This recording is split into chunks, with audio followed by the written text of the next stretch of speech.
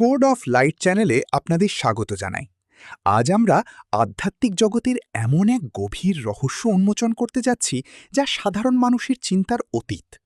আমাদের আজকের বিষয় ঐশী রূপের দহন, প্রেমের চূড়ান্ত পথ। সুফিবাদে স্রষ্টাকে পাওয়ার পথটি কেবল প্রার্থনার নয়, এটি আত্মবিসর্জনের এক ভয়ঙ্কর সুন্দর পথ। এই ভিডিওটি মূলত সৈয়দ মামুন চিশতির আধ্যাত্মিক দর্শন ও আত্মবিসর্জনের কাব্যিক পাঠ এর একটি দৃশ্যমান বিশ্লেষণ। আমরা জানব স্রষ্টার রূপ দর্শন করতে চাইলে কেন সাধকের অস্তিত্ব হুমকির মুখে পড়ে, যারা সত্যের পথে হাঁটতে চান, যারা পরম সত্তার প্রেমে নিজেদের বিলীন করতে চান, তাদের জন্য আজকের এই পর্বটি একটি অগ্নিদীক্ষা হতে যাচ্ছে। চলুন শুরু করি আমাদের এই আত্ম উন্মোচনের আধ্যাত্মিক যাত্রা। সৈয়দ মামুন চিশতি তার এক অমূল্য বাণীতে এক গভীর আধ্যাত্মিক সতর্কতা উচ্চারণ করেছেন। তিনি বলেছেন, পর্দা উঠাতে চেয়েও না, বন্ধুর রূপমাধুর্যের আগুনে পুড়ে ভস্ম হয়ে যাবে। তুর পাহাড়কে দেখনি মনসুর হিল্লাজকে? এই উক্তিটি একাধারে প্রেমের, ভয়াবহতার ও আত্ম উন্মোচনের কাব্যিক প্রকাশ। তিনি আরও বলেছেন, আমি পোড়ানোর পরও সাগরের পানিতে ভাসে মনসুর আর বলে, আনাল হক্ষ, আনাল হক্ষ। এই অমোঘ বাণী আমাদের মনে করিয়ে দেয় যে পরম সত্তার নৈকট্য লাভ কোনো সহজ বিষয় নয়। ঐশী রূপের বিপুল আগুনময়তা সাধারণ মানুষের সহ্য ক্ষমতার বাইরে। এই বাণীর গভীরে লুকিয়ে থাকা প্রেমিক সাধকের সীমা এবং আত্মবিসর্জনের রহস্যই আজ আমরা ধাপে ধাপে বিশ্লেষণ করব।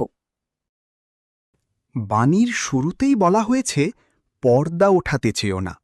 কিন্তু এই পর্দা আসলে কি? অদৃশ্যতার উপলব্ধি হিসেবে পর্দা হল ঈশ্বর ও সৃষ্টির মাঝে রহস্যের আবরণ, যা মানুষকে ধাপে ধাপে সত্য উপলব্ধির সুযোগ দেয়। এই পর্দা এক প্রকার সুরক্ষা কবচ হিসেবে কাজ করে। পর্দা উঠানো মানে হল সরাসরি ঈশ্বর বা সত্যরূপ দর্শনের আকাঙ্ক্ষা। সুফি সাহিত্যে ঈশ্বরকে পরম বন্ধু হিসেবে সম্বোধন করা হয়। সেই বন্ধুর রূপ মধুর হলেও তা ভয়ঙ্কর, আলোকময় আগুনের মতো।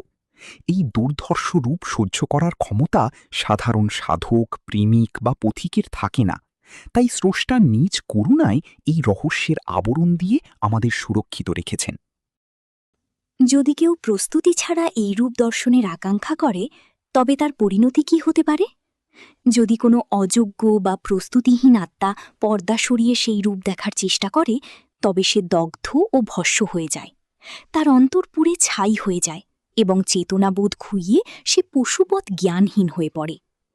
এই প্রেমে এমন এক আগুন আছে যা কেবল আলো দেয় না, বরং ভস্ম করে দেয়। এই অগ্নিপ্রেমে প্রবেশ করা সবার জন্য নয়। প্রেমিক না হলে সে আগুন ছোঁয়ার কোনো অধিকার নেই। পরম সত্তার এই রূপ এতই দুর্ধর্ষ যে তা ধারণ করার জন্য আগে নিজের অহংকারকে পুড়িয়ে বিশুদ্ধ হতে হয়, নতুবা ধ্বংস অনিবার্য। ঐশী আগুনের ভয়াবহতা বোঝাতে সৈয়দ মামুন চিশতি তুর পাহাড়ের উদাহরণ টেনেছেন। হজরত মুসা আলাইহিসসালাম তুর পাহাড়ে ঈশ্বরের কণামাত্র নূর দর্শন চেয়েছিলেন। কিন্তু মহান নবী হয়েও মুসা আলাইহিসসালাম সেই রূপের আগুন সহ্য করতে পারেননি এবং মূর্ছা যান। আল্লাহর নূরের সেই অসীম তেজে তুর পাহাড় সম্পূর্ণ খণ্ডিত বা চূর্ণ বিচূর্ণ হয়ে যায়। একবার ভাবুন, পাহাড়ের মতো বিশাল এবং কঠিন সৃষ্টি যেখানে স্রষ্টার নূরের এক বিন্দুর আঘাতে চূর্ণ হয়ে যায়, সেখানে একজন সাধারণ মানুষ কিভাবে সেই ঐশী রূপ সহ্য করবে? এটি প্রমাণ করে যে যোগ্যতা ছাড়া ঐশী রূপ দর্শন মানুষের জন্য ধ্বংস ডেকে আনতে পারে। এরপর কবি স্মরণ করিয়েছেন মনসুর হিলাজকে। হুসাইন ইবনে মনসুর হাল্লাজ ছিলেন একজন সত্যপ্রেমিক এবং সুফি সাধক। ঈশ্বরানুভবের গভীর উন্মাদনায় মনসুর হাল্লাজ বলেছিলেন, আমি সত্য বা আনাল হক। এর বহিরঙ্গে শির্ক মনে করে তাকে মৃত্যুদণ্ড দেওয়া হয় এবং পোড়ানো হয়। কিন্তু যিনি সত্যপ্রেমিক, তিনি পোড়েন কিন্তু থেমে যান না, কারণ তিনি আগুনকে ভালোবেসে ফেলেন। মনসুরের দেহের দহন হলেও তার কণ্ঠ থামেনি। পোড়ানোর পরও মনসুরের বাণী জলে, বাতাসে এবং চেতনায় ভাসে। এই ঘটনা আমাদের শেখায় যে প্রেমের আগুন আত্মাকে ধ্বংস করতে পারে না। আসুন মুসা আলাইহিসসালাম এবং মনসুর হাল্লাজের ঐশী রূপের সম্মুখীন হওয়ার একটি তুলনামূলক বিশ্লেষণ দেখি। মাত্রাগত দিক থেকে মুসা আলাইহিসসালাম ছিলেন একজন মহান নবী, অন্যদিকে মনসুর হাল্লাজ ছিলেন একজন উন্মাদ প্রেমিক সাধক।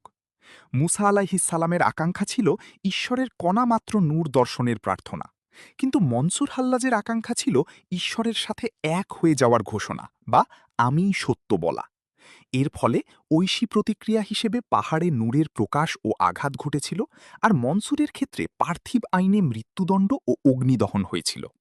চূড়ান্ত পরিণতিতে পাহাড় চূর্ণ বিচূর্ণ হয় এবং নবী মূর্ছিত কিন্তু জীবিত থাকেন। অন্যদিকে মনসুরের দেহ ভস্মীভূত হলেও তার আত্মা অনন্তকাল ধরে আনাল হক্ক ধ্বনিতে মুখরিত থাকে। এই তুলনা প্রেমিক এবং নবীর উপলব্ধির পার্থক্য ফুটিয়ে তোলে। মনসুর হাল্লাজের এই আত্মবিসর্জন ছিল এক প্রকার আধ্যাত্মিক কিমিয়া বা দ্য অ্যালকেমি অফ আনাল হক। পোড়ানো বলতে এখানে প্রেমে নিঃস্ব হয়ে নিজেকে বিসর্জন দেওয়াকে বোঝানো হয়েছে। আগুন দেহকে ধ্বংস করে, কিন্তু আত্মাকে নয়। সাগরের পানিতে ভাসার অর্থ হল নিজের পৃথক সত্তা হারিয়ে ঈশ্বরের অসীমতার সাথে মিশে যাওয়া। মনসুর অন্তরেও জ্বলেছিলেন, কিন্তু প্রেমের সেই জ্বালা তার চেতনায় ঈশ্বর হয়ে ফুটে উঠেছে। পরম সত্যে উপনীত হয়ে সে আর নিজে থাকে না, তার চেতনা ঈশ্বর হয়ে ফুটে ওঠে। এই ধ্বংসের মাধ্যমেই তিনি লাভ করেছিলেন অনন্ত জীবন এবং হয়ে উঠেছিলেন আনাল হক। একজন সাধারণ মানুষ থেকে ঐশী প্রেমে বিলীন হওয়ার এই যাত্রায় প্রেমিকের রূপান্তরের 4টি চূড়ান্ত স্তর রয়েছে। প্রথম স্তর হল অজ্ঞতা, যেখানে মানুষ পর্দার আড়ালে অবস্থান করে এবং রহস্যময়তার মাঝে সুরক্ষিত জীবন কাটায়। দ্বিতীয় স্তর হল কৌতূহল, যেখানে সাধক পর্দা তোলার চেষ্টা করে এবং ঈশ্বরের রূপ ও সত্যকে সরাসরি দেখার দুর্ধর্ষ আকাঙ্ক্ষা পোষণ করে। তৃতীয় স্তর হল দহন, অর্থাৎ রূপ মাধুর্যের আগুনে প্রবেশ করা। অপ্রস্তুত হলে সে ভস্ম হয়, আর প্রস্তুত হলে প্রেমে দগ্ধ হয়।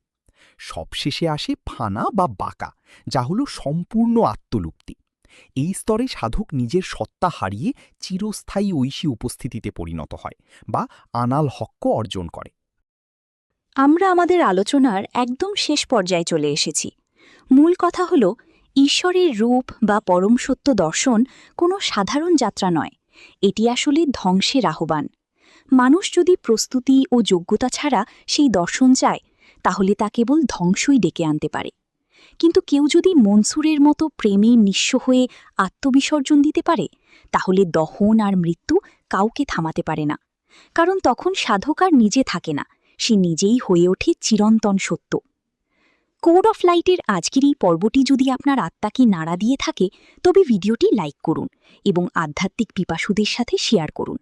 নিজের সত্তাকে বিসর্জন দিয়েই পরম সত্যের দেখা মিলুক। ভালো থাকবেন। ধন্যবাদ।